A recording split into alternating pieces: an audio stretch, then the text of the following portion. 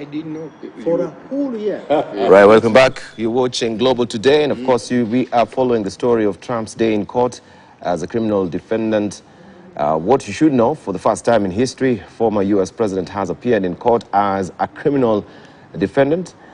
He surrendered to authorities on Tuesday after being indicted by a New York grand jury on charges related to hush money payments at the height of 2016 presidential election.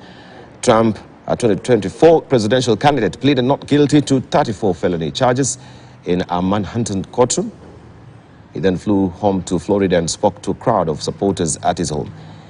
Of course, hush money payments related to 2016 election, prosecutors unsealed the indictment against the former president, giving Trump, his lawyers, and the world their first opportunity to see them. Trump was charged with the 34 counts of falsifying business records in the first degree.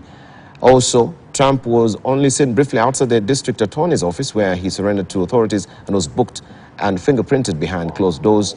Trump's mugshots was not taken, according to two law enforcement officials who could not publicly discuss details of the process. And I want to hear, 2024, he's on the ballot paper as a Republican presidential candidate. Will this also sort of work for him or against him? Well, that's a good question, Dibal. Dr. Khanenja. It's an excellent question. Yes, Dibal, the arraignment in court of Donald J. Trump is a shining testament of America's power of example. It is as polarizing in the United States politically as it is inspiring for the rest of the world. I think this is America at its finest. Yep. And there's a reason why democracy, I think, is the last great hope for everybody else on earth. Now, I started by saying it's as polarizing as it is in the US, it is inspiring for the rest of us. Because in the United States, this has been a fundraising boon for Donald J. Trump. He's going to be raising more money this week than probably he has raised in the last 7 months. Okay. He was doing fairly badly, relatively, against his main competitor, my former governor in Florida, Ron DeSantis.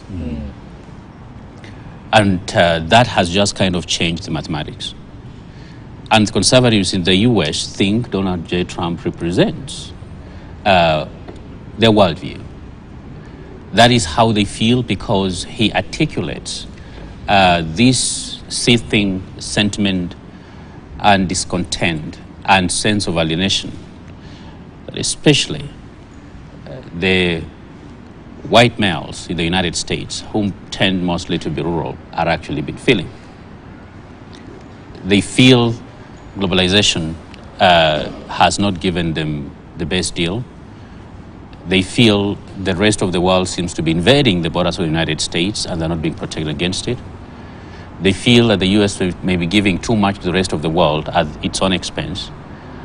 And right now, in a week that has been consumed by discussions of the dollarization of the world economy, Fox News has been on a 24/7 Kool-Aid, literally tramping up, of course, this narrative and scaring as many conservatives as possible.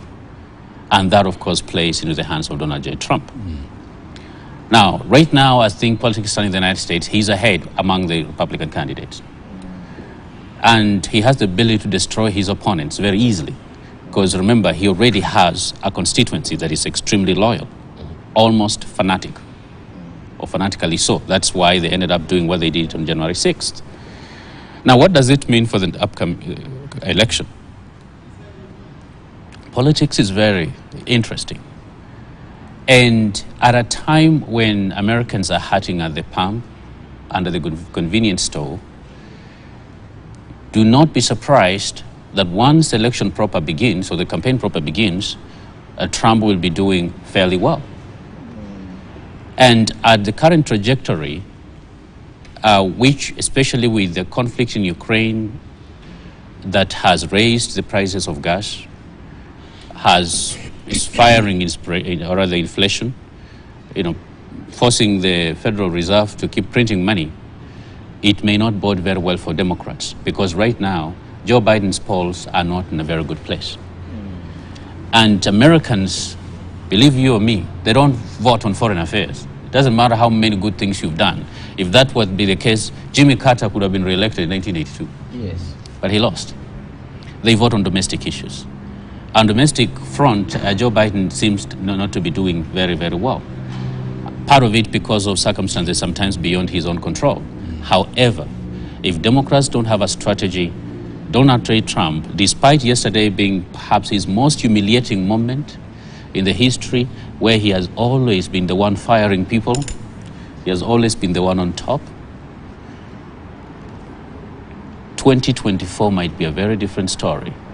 And if these guys are not especially organized and ensure that as many young people as possible in the United States get a reason to come out and vote in 2024, right now there's disillusionment caused by the economic strains, and do not be surprised by a master of populism, who is Donald J. Trump, coming back in 2024. As nightmarish as it may appear, doomsday is never too far. Yeah. So it's good. Big ticket issues actually to rally hear around. Kagwanja's view. All right, let's hear from Professor Kagwanja. Three things. First is the doctrine of what they call absolute immunity of the president. Something we have been debating in this country from last year. Yes. It was the big issue. The Court of Appeal upheld that the president can be sued in his personal capacity for anything done or not done in that capacity. So that was upheld, which was overruled by the Supreme Court, but the debate is on. Do we have absolute immunity of the president? The American system seems to suggest that there is no absolute immunity of the president. Correct. And therefore democracy upholds that nobody is above the law, and nobody therefore is above prosecution. That's the lesson we are running, and I like the way Dr. Khanenje has put it, that the American democracy has a way of shining into the world, and as they say that that light on the hill is always there. You can always see it, but internally this is different, and I tend to agree at the expense of repeating what he has said, that what we are seeing, and this is the second point, is the possibility of weaponization of law, what they call lawfare. Lawfare is a form of warfare that utilizes the law as a way of literally moving competition. We saw it in South Africa in the arms deal against Jay-Z, Jacob Zuma, during Becky's time. And what happened? Jacob Zuma went on to win that election and got a new name, Shoronze, which is our uncle, cannot go to jail. Then we had it here, William Ruto and Uhuru Kenyatta and the ICC. That was the height of lawfare in Kenya. They went on to win after the ICC indictment. In fact, the argument has been that the 2013 election was won for Kenyatta by the ICC, not by the vote, because it was a kind of a referendum for or against the ICC. So again, we are saying that if the law is seen by the Americans to be weaponized against Donald Trump, that works to his advantage rather than to his disadvantage. Now, the third point and the final point I want to make is the reality in America today.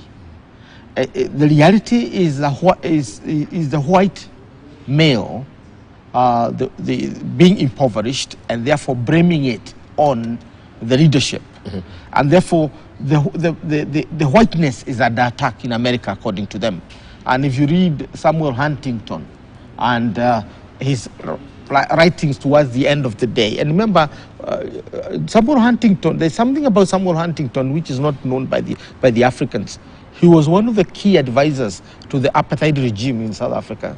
He was a key advisor, and therefore he comes from that deep racist analysis of things.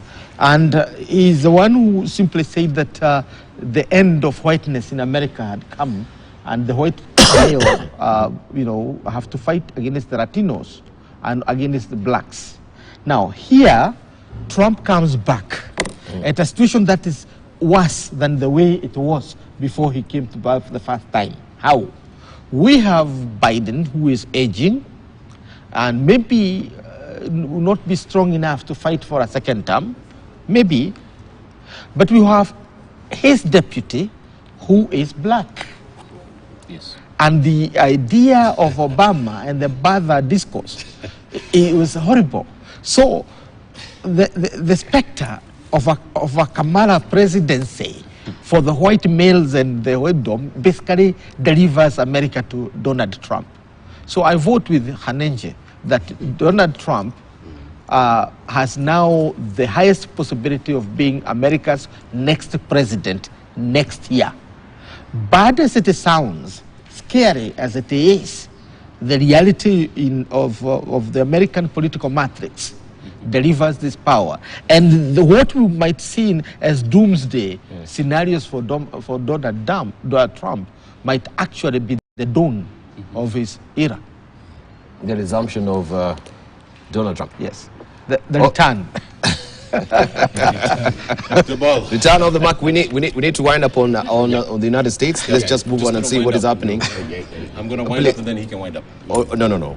Because of time. Right. We see also the latest development with Finland joining NATO, which is a major blow to Russia over Ukraine war. It says that Finland joined the NATO military alliance on Tuesday, dealing a major blow to Russian President Vladimir Putin, with a historic realignment of Europe's post-Cold War security landscape triggered by Moscow's invasion of Ukraine. You may just have the picture as well. The Nordic country membership doubles Russia's border with the world's biggest security alliance. Let's just listen into what they have to say. Neighbor Sweden to the full membership.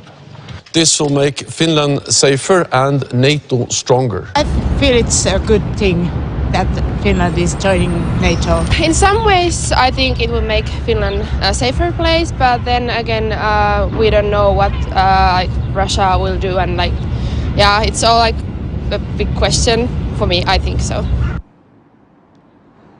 Well, those are just reactions there. And earlier we'd seen they wanted to actually join NATO hand in hand with Sweden, but there was protestations arising from Turkey and Hungary who objected this. So what does this really portend for this war, and what does it portend for President Vladimir Putin? We begin with Hashi. They're trying to put the noose around Russia. There is a great misunderstanding of Russia's position in the West.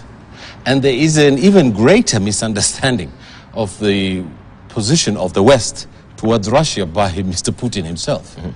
The misunderstandings of the misunderstandings, Debal, is perhaps going to lead us into a very tragic situation in Europe. Debal, they're the ones who started all these big wars around the world. They've pulled the Americans in. The Americans decided to make NATO. They decided to be part of the infrastructure of Europe's security system because the Europeans, Debal, have been at each other's throats for hundreds of years. And Debal, I want to put it to you that that right now, the Finland government, which Debal, if you remember, in the Second World War, was aligned to the Germans. When they were invading Russia, the Finnish army was allied to the Russians. They subsequently changed and became pro-Western because the Finns have been extremely worried about the invasions of the Russians in their country. And it has happened many, many times over centuries. The Finns have fought bitterly to defend their freedom. They were invaded by Catherine the Great. They were invaded by Peter the Great. They were invaded by the Bolshevik Revolution. Made a deal with them. Stalin lost hundreds of thousands of troops trying to invade Finland. So I would understand Finland's need to get into a security umbrella, even though it was neutral. But the Bal, I think the Russians don't mind if the Baltic states become part of NATO. I don't think they mind if the other nations become part of this security infrastructure of Europe. They do mind when it comes to Ukraine. They do mind. If you remember the Minsk agreement, Professor Midamba, my senior learned, in which Mr. Putin stood up and gave a very, very strong, if not berating, Western powers over the issue of Ukraine joining NATO. They paid no attention to it.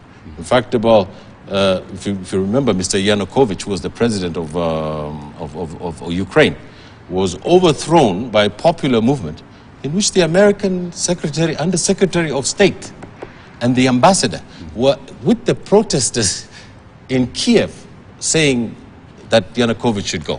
So the question, Debal, here is the question that we have here in Kenya too. And you remember our ambassador in the United Nations spoke about it. And he said that, Kenya is a country of many ethnic groups. For example, my community, the Somali community, and every other community in this country is represented across the board.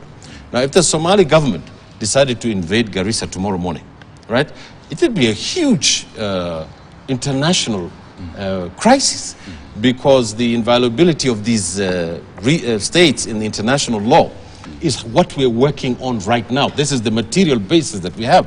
So there's no question that the invasion of Ukraine by Russia is patently an illegal and unjustified issue as far as international law is concerned.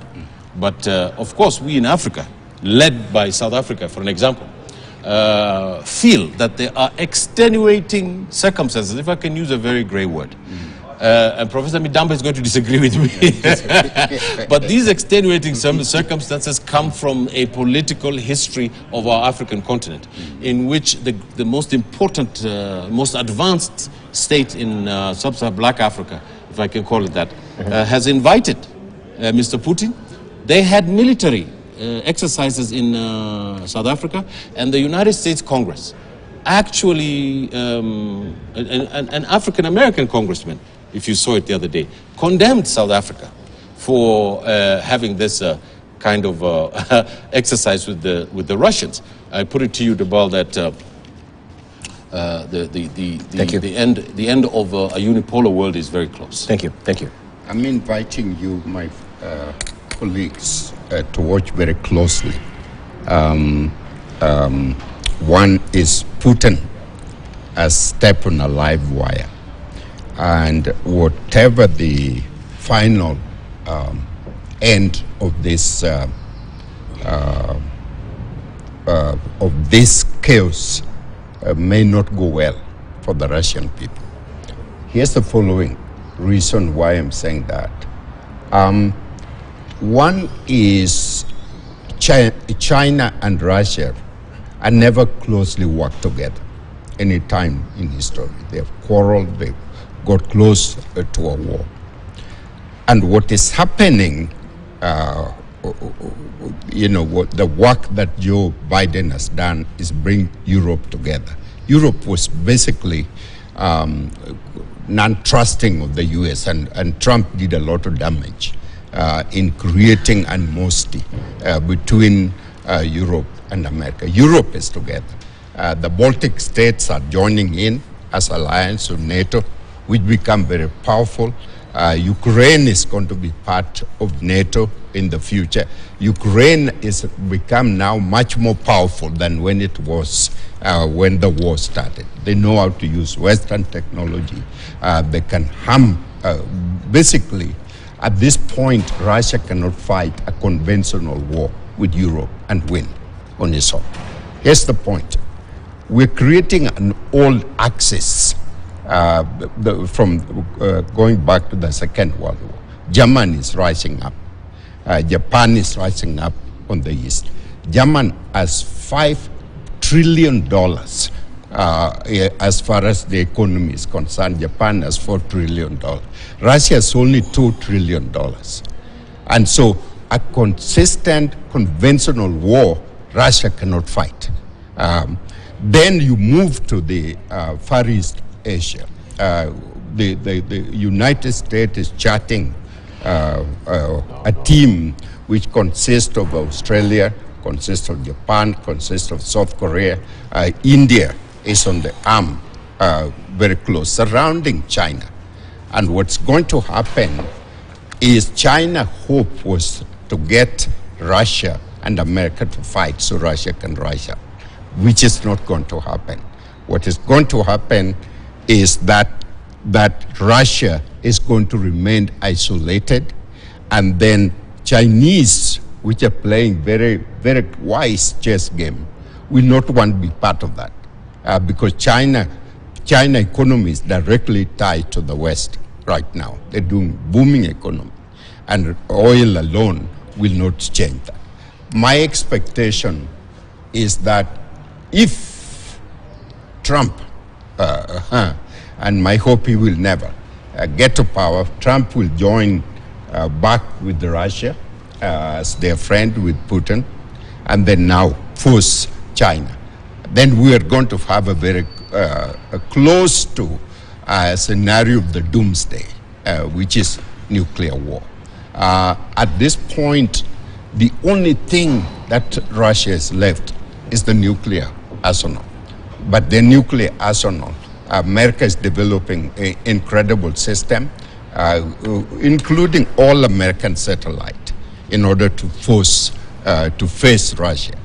The end result may become catastrophic for the whole world. Unless some wise person rise up, become president of the United States, and Putin step out as the president of Russia. Right. Yeah.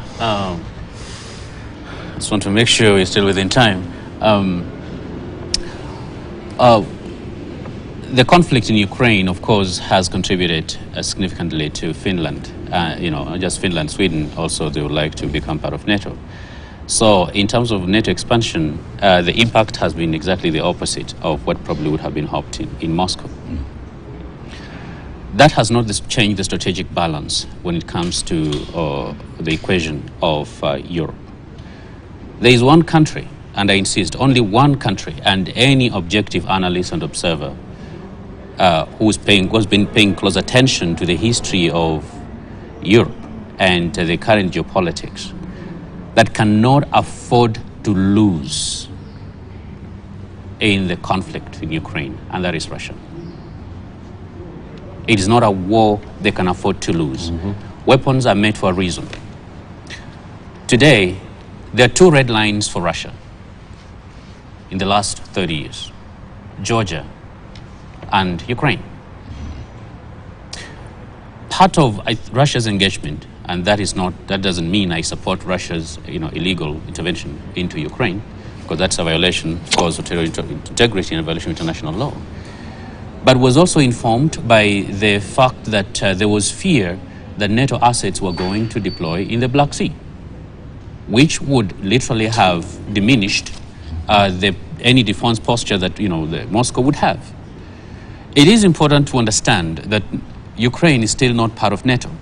If Moscow is pushed to the brink, they are going to strike Ukraine with thermonuclear weapons. Absolutely. And no one is going to do anything about it, because no country, doesn't matter how much noise they're making, the West is not willing to risk Washington or Brussels for Kyiv. Let's be honest. We have to, in practical terms, just like Kenya, if there is no collective alliance with Seychelles, we are not going to risk Nairobi for some city in Seychelles. That is so far removed. Let's be honest. We have to be analysts, and we have also to be frank and educate our region.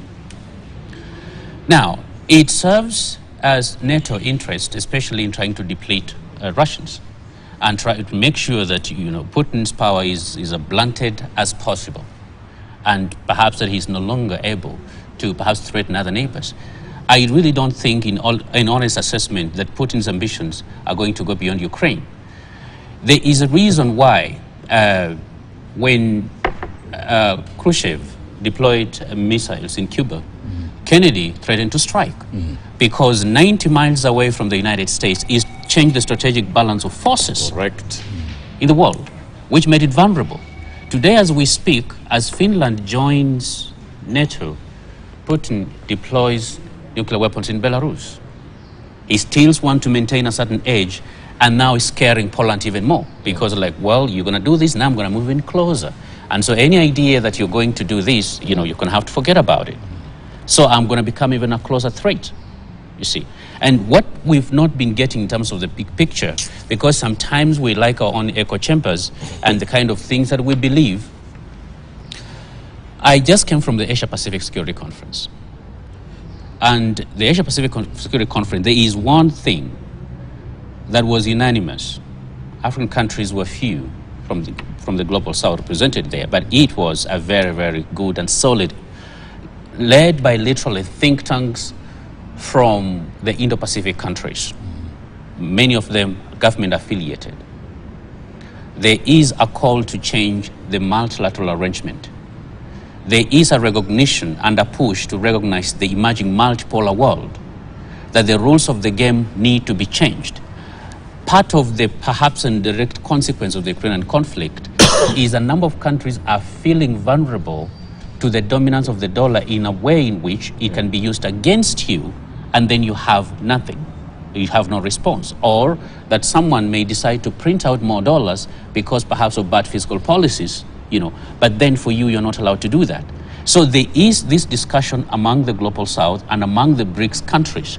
Right now, India is having the presence of the G20 and is organizing a lot of events in trying to change the nature of the post-war world, because it has never changed and the odds has always been stuck against the rest of the world. And this feeling is not isolated.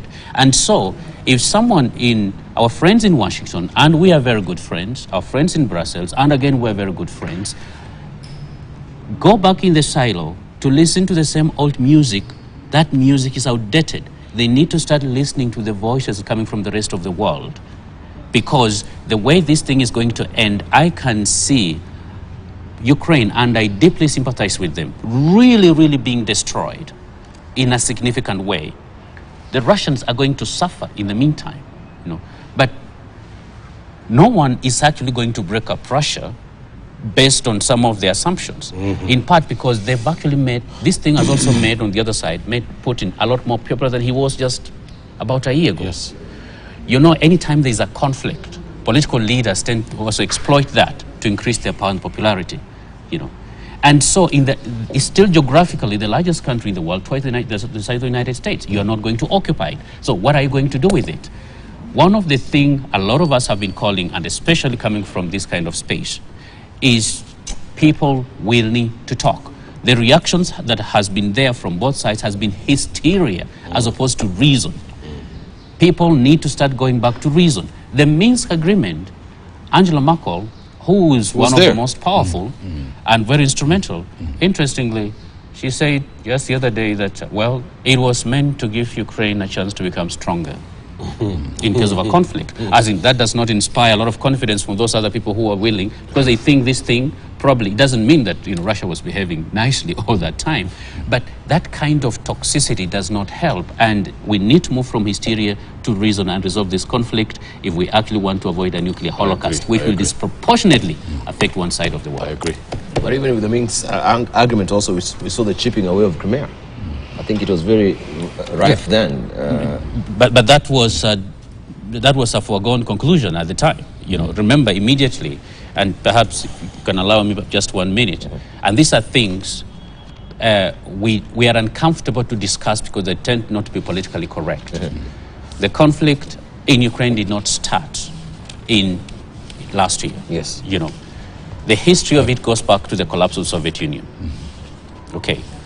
Then in 2014, Yanukovych, that he pointed out, gets overthrown. Yanukovych was a pro-Russian president who had been democratically elected. The person who comes to power at the time, I think, was the speaker, who, you know, held forth for some time. The first thing she did, and we were not told it wasn't propaganda, is he banned the Russian language. There are problems when you're trying of ethnic citizenship. And anytime you try to mess up with it, it creates problems. It creates a lot of problems. And so that gave, I think, Putin partly, who had viewed Ukraine almost as an extension of Russia, justification now to protect the Russian speakers. And what happened? He decided, for instance, they had an arrangement in Crimea with Ukraine in terms of basing of the Russian naval assets. And of course, those people in the Crimea are also overwhelmingly Russian. What did he do? He decided, I'm going first of all to carve this out for myself, to make sure it never falls in the hands of NATO. Secondly, I'm going to support the Russian speakers in eastern, the Donbass and Luhansk, to ensure that they don't fall victim of this new, what you call regime, puppet regime. Three, you had politicians from the West who had actually participated in protests to overthrow a president. Think about it. What would happen if Chinese leaders or Russian leaders went to Mexico to protest against a pro-Russian, a pro-American president, or to Canada? What do you think will happen? That cannot be taken out. I'm just saying, talking about the way, the reality of geopolitics. We remove morals, we remove emotions from it, and then you're going to realize that there are actually no good boys and bad boys here. We're all behaving badly, and reason must be called to action. All right. So if there are efforts from Russia or NATO to try and rope in Finland, there was Sweden again. On the other side, we see he will get retaliatory with the nuclear threats, as you've put it. What happens now if Sweden also joins the tour in joining NATO as well? Yes. Peter, I think we need to look at what is at stake in terms of Finland joining, NATO. For Russia, and at the same time, what advantage NATO gets. And we also need to understand the nature of the world in order to see the futility of some of these issues, some of these things, because they are going to become very relevant very soon. Let me start by saying that obviously NATO seems to have a 31st member.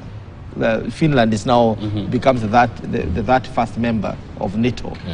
But for Russia, the disadvantage is one, that previously, before, it had only 1,215 kilometers border with NATO members, in NATO member states, 1,215.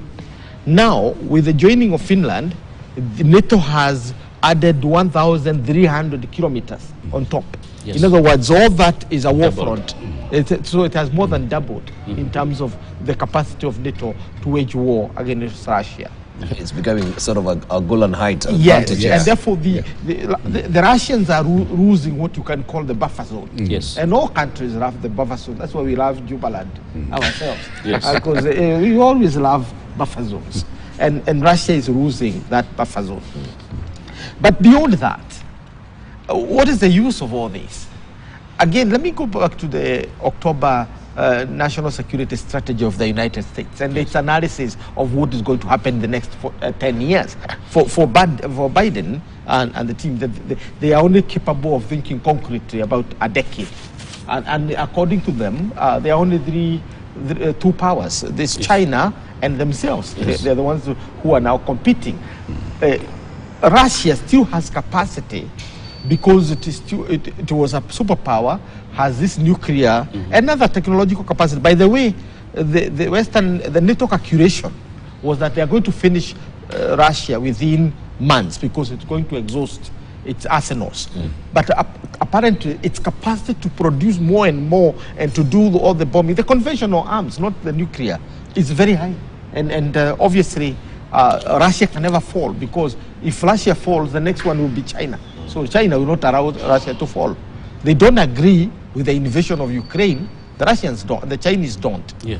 But they don't agree with the principle that you can wage a war between the two so that you fight, because Taiwan is next door for China. So it's a cut and paste job that would not allow China to allow the Soviets to fall.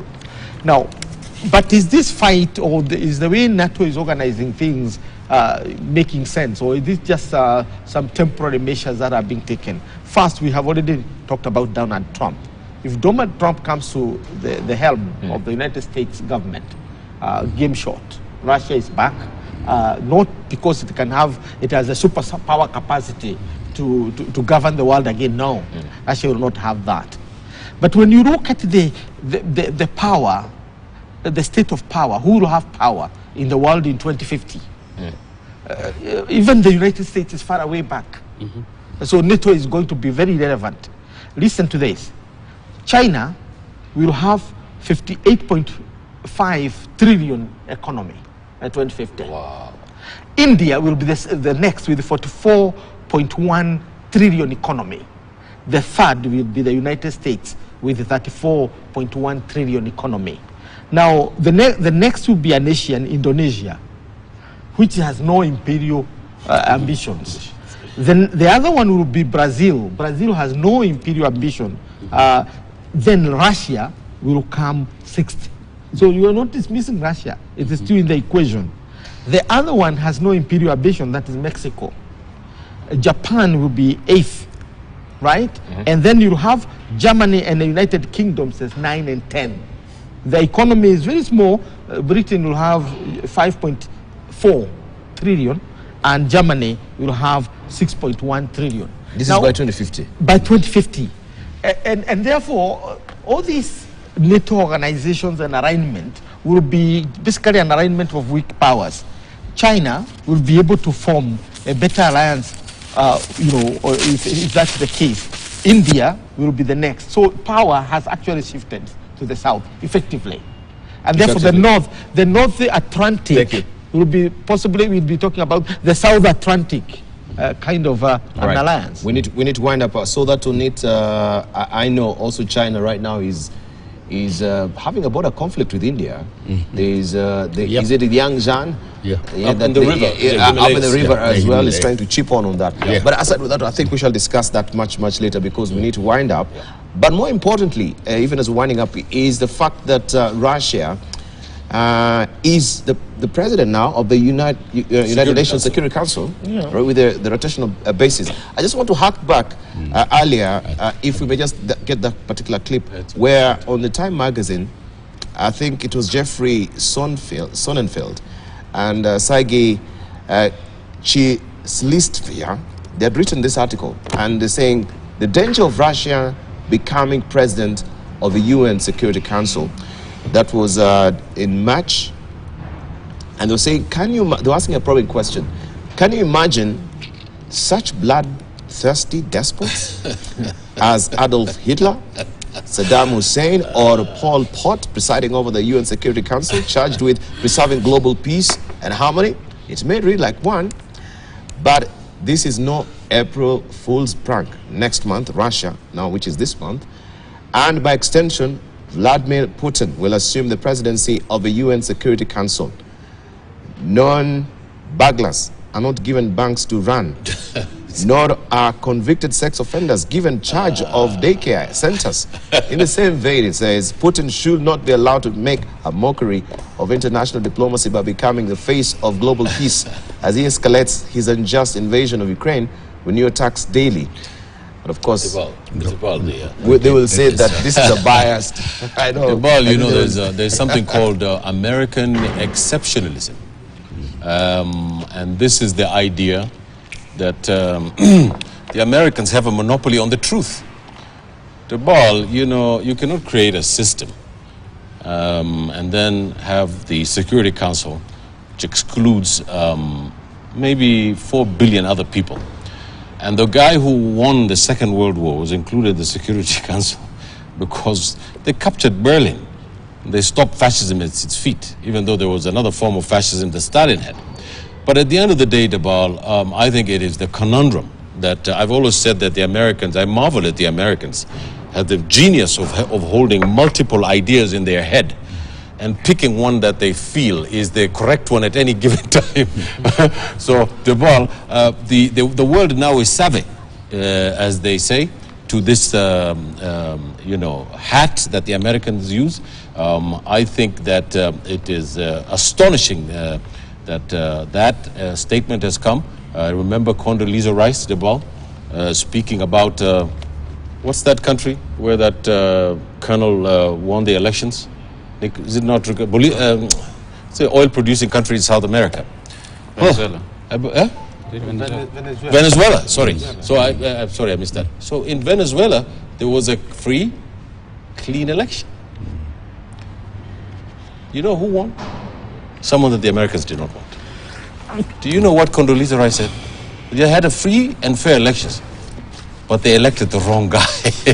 Then we don't recognize them. They're wrong. Yeah. So there's a, you know, where it's not a stretching of the truth, but the stretching of the chewing gum. I mean, if we stretch it too much, you know, it's going to get cut. Yeah, No, it's it a can't. snap. No, it so can't. at the end No, of the no. day, if we to pull this chewing gum of the Security Council, the you. Russians have every right to take that seat, and the Americans need to chew gum and Briefly. walk at the same time. Thank you. Briefly, we are winding up. The world there is United Nations and Security Council Pathetic. is run by universal principle. So it doesn't matter that Russia is the chairman of the Supreme Council. The principles are going to be followed in accordance with the basis on which United Nations was created. Okay. Closing? Oh. Your comments on Russia, then we give our closing remarks, please.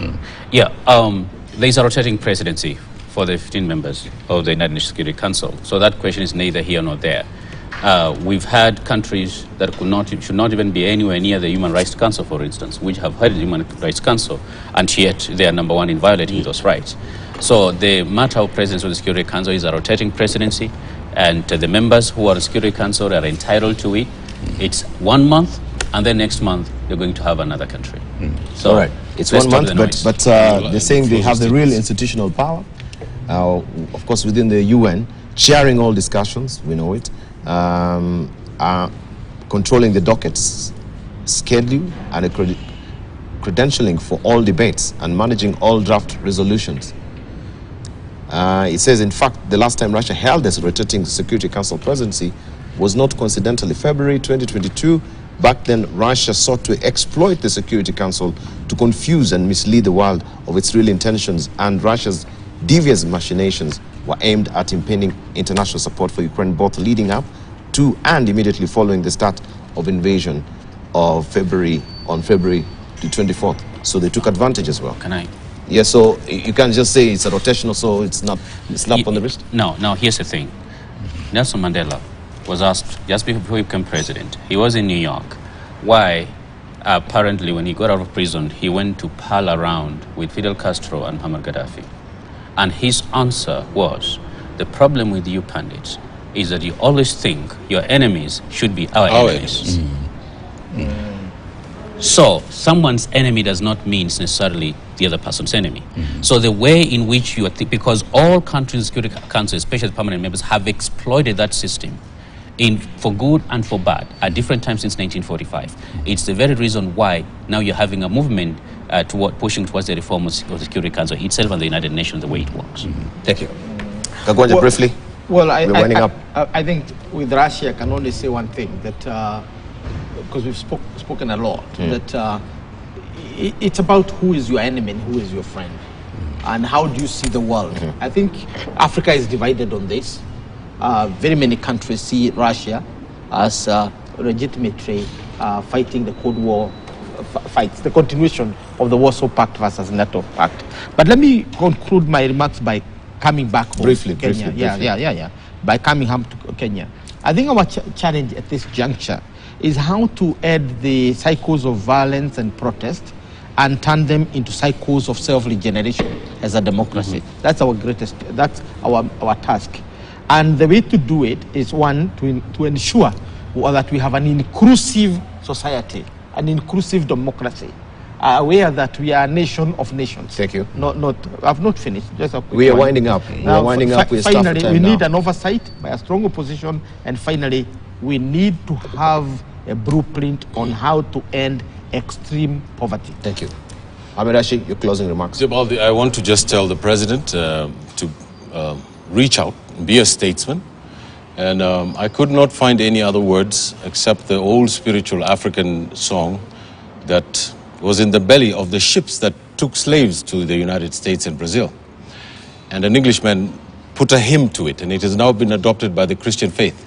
And because Mr. Ruto, President Ruto, is always telling us about the good things of his faith, I want him to remember that there is a song called Amazing Grace, How Sweet Thy Sound, that made You can sing it as we wind up. Amazing Grace, how sweet the sound that saved a wretch like me. I was lost, but now I see.